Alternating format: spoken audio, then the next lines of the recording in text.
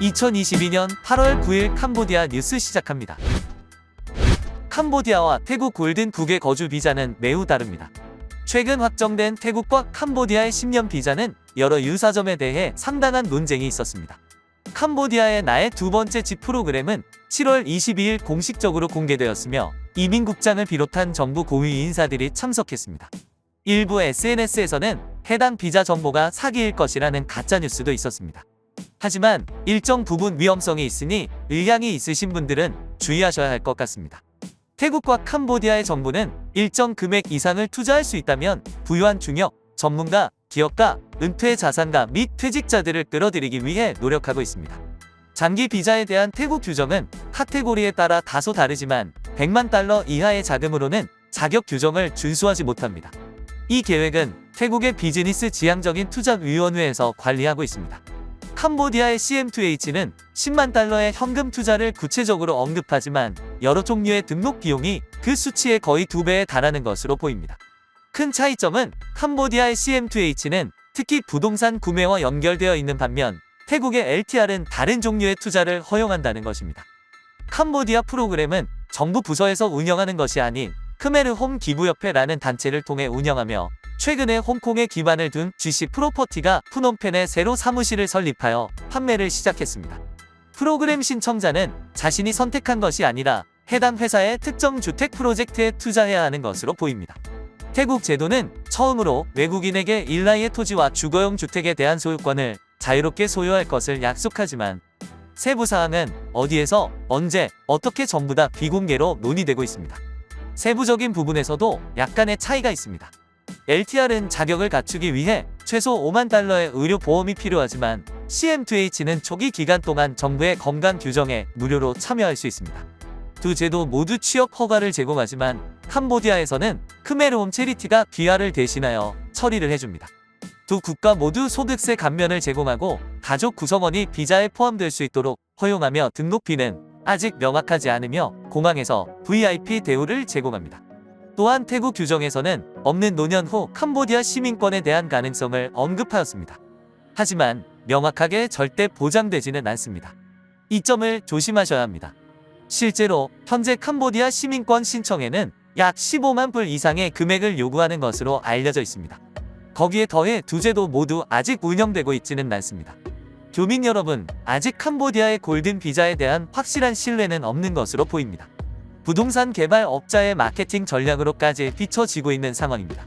관련 사업에 관심 있으신 분들은 세부 사항에 대한 정확한 확인을 받아 불이익을 당하지 마시기 바랍니다. 해안 지역은 잠재적인 태풍의 영향을 받을 수 있습니다. 남중국해의 저기압 활동이 활발한 지역이 태풍으로 진화하여 캄보디아 연안 지역의 위험을 초래할 수 있습니다. 수자원 기상부 장관은 8월 6일 지역 뉴스에 남중국해의 활동적인 저기압이 8월 9일 하이난성 근처에서 강화되어 남중국해 연안에 도달할 가능성이 있다고 말했습니다. 대변인은 현재 저기압 지역은 캄보디아에 영향을 미치지 않지만 발전함에 따라 해안 지방은 강한 바람, 높은 파도 및 폭우를 경험할 수 있다고 말했습니다. 현재 전국에 산발적인 비가 내리지만 8월 8일과 8월 10일 사이에는 해안 지역에 강한 바람과 높은 파도, 큰 비가 내리겠습니다. 캄보디아 언론 자유에 관한 UN 보고서 쓰레기. UN 주재 캄보디아 왕국 대표부는 금요일 UN 인권기구가 발표한 캄보디아의 언론 자유에 관한 보고서에 대하여 정치적인 성격을 띈다는 이유로 기각했습니다. UN 인권 고등판무관실은 목요일 캄보디아 언론 자유 현황 보고서라는 제목의 보고서를 발표했습니다. 인권 최고대표사무소는 보고서에서 캄보디아 언론인들이 다양한 형태의 압력을 받고 있다고 밝혔습니다. 캄보디아 언론인들은 그들이 점점 더 어려운 환경에서 일하고 있으며 특히 공개 소스에서 정보에 접근하는 데 어려움을 겪고 있다고 말합니다. 당국은 표현의 자유를 축소하는 것으로 보이는 법을 채택했지만 언론인과 언론 관계자가 공식 정보에 접근할 수 있도록 허용하는 새로운 법의 최종 결정을 연기했다고 전했습니다.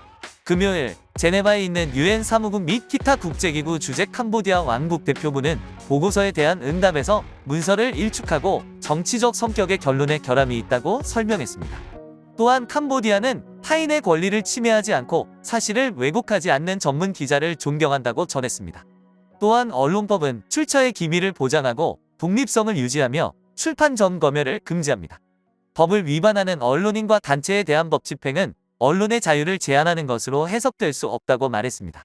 정보부에 따르면 2021년 현재 등록된 언론사는 총 2017개 중 외국인 소유 23개, 국내외 언론인 수는 4,230명입니다. NBCP의 공식 환율 설정. 캄보디아 국립은행은 8월 2일부터 외환시장의 외환 매매 가격을 기준으로 달러의 공식 환율을 설정하기 시작했습니다. NBC는 캄보디아 국립은행 플랫폼의 공식 환율이 전날 환율을 기준으로 매일 아침 정해질 것이라고 밝혔습니다.